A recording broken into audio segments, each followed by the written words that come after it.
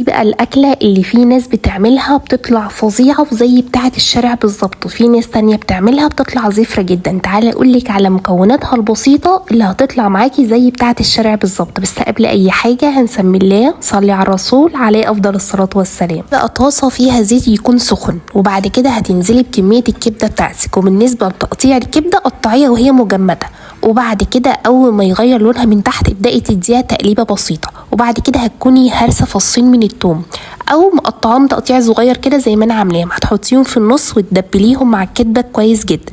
البهارات بقى عباره عن ايه؟